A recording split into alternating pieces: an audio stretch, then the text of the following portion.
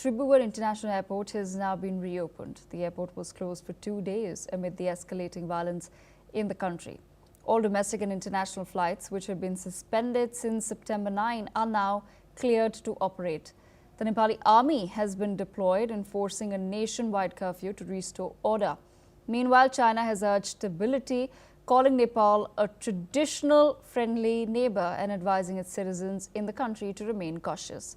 The crisis marks one of Nepal's most serious political disruptions in recent years, with digital freedoms at the center of the unrest. Let's listen in to what the Chinese Foreign Ministry had to say. 尼泊尔是传统友好邻邦，希望尼泊尔各界能够妥善处理国内问题，尽快恢复社会秩序和国家稳定。中方已提醒在尼的中国公民注意安全。截止到目前，我们暂未收到有关中国公民伤亡的报告。尼泊尔发生游行示威后，外交部和驻尼泊尔使馆立即启动领事保护的应急机制，要求尼方切实保障中国公民和机构安全。使馆与当地的中国公民和机构保持了密切联系，指导他们做好安全防范和紧急避险，并为有需要的中国公民积极提供协助。In other news, 3 people have been injured in Volochysk region after drones and missiles strike the area. 2 have suffered minor wounds, while 1 has been hit by shrapnel in the neck. Authorities have confirmed that there are no fatalities. Region governor says the attacks caused widespread damage to a textile factory, residential buildings, vehicles, and a gas station with blown-out windows and destroyed infrastructure.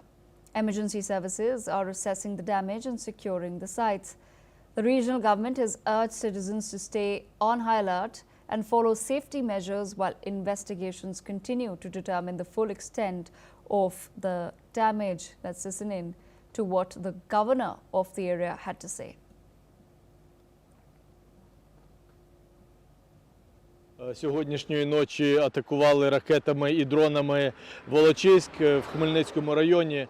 Постраждало швейне виробництво, постраждали будинки, постраждали людські двері, вікна, автозаправочна станція. Найголовніше, що немає загиблих, але маємо 3 поранених, 3 постраждалих, 2 в легкій формі, в одного уламкове поранення шиї.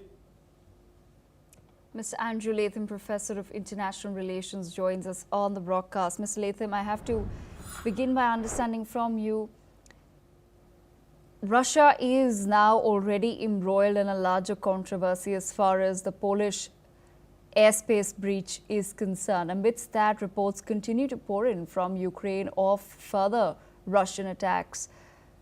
Why do you think Russia is not taking a pause? Well, with respect to Poland, I don't think it's clear yet whether that was an accidental crossing of that airspace or whether that was deliberate, what we sometimes call in my line of work, salami slice tactics. You take a little slice, and if no response is forthcoming, you take another slice. And it could be testing and probing NATO's commitment. There's no reason in the world why Russia would suspend or reduce its strategic campaign against Ukraine on the eve of winter, going after the oil and energy infrastructure, for example, going after the agriculture sector, in an attempt to both freeze and starve Ukraine into submission over this winter.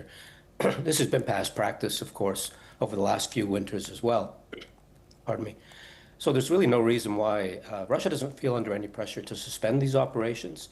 In fact, it's under a great deal of pressure to increase these operations in order to force Ukraine's hand, but also to make clear to Europe and the United States that whatever noises President Putin is making about peace and ceasefires, he's not going to accept either unless and until he gets what he wants on the ground. All right, Ms. Latham, stay on with us on the